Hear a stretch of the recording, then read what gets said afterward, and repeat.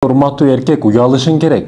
Өзгөчө бизде ушул той маареке болгондо, бирдекелер болгондо барып ич кийимдерин размерин чейт экен. Майка Турсундун да размерин айтат экен да. Кайнене кайнатаң урматтабайт дейсиң. Кантип урматтасын сен, Сен өзүң айтып атсаң, ич кийимиңе чейин турса, майкаңа чейин айтып берип атсаң.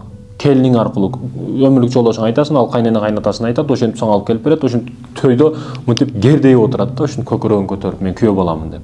Сага кантип кайсыл бетиңе түкүрө турган абалдагы адамсың го сен, Сыймыктанып, төргө барып чыгып отуруп алат. Урматтуу мекендешим, уялыш керек, ушуну түшүнүп алып ушул эрежени. Үйлөндүм деп сен той бересиң. Турмушка чыктым деп эч кайсы келин той бербейт. Кыз жак той кылып бербейт. Үйлөндүм деп сен той беришиң мүмкүн. Негиз тойдогу аш-чачымдар бардыгы кереги жок. Бирок үйлөндүм деп той берип ушунчалык болбой атсаң, сен той бересиң. Келин жак эмес. Туфлиңе чейин, носкиңе чейин айтып бүгүн жазып келин аркылуу бердирип берет экен, ошентип алып келет экен да. Мына бет не, балондун айырмасы бар, бетон го, бул. Урматтуу мекендешим, урматтуу эркек, сен эркек бол, Кыз баладан да каласыңбы? Мебел себел алып келсе бүт артка кайтар. Мебелиң кереги жок, мага сен керексиң. Кыз балага мынча бериш керек, мынандай нерсе алып келиш керек.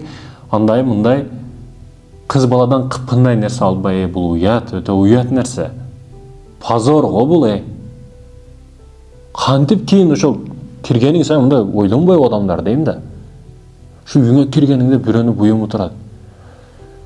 Кантип жашайсың ал үйдө? Ойлонуу жокпу сенде? Уят деген нерсе жокпу? Өмүрлүк жолдошуң, ошо аялың, сүйдүм деп үйлөнгөн кызыңдын алып келген төшөгөндө кантип орун уктайсың, Уялбайсыңбы? Ал сага ич кийим алып келип атат, мындан өткөн уят нерсе барбы, Бул кордук го бул, 10 жыл зонада отуруп чыккан жакшы го мындан көрө, бул кордук, урматтуу мекендешим. Андай үйдө мен эч качан никогда жашабайт элем, мисал үчүн айтсам.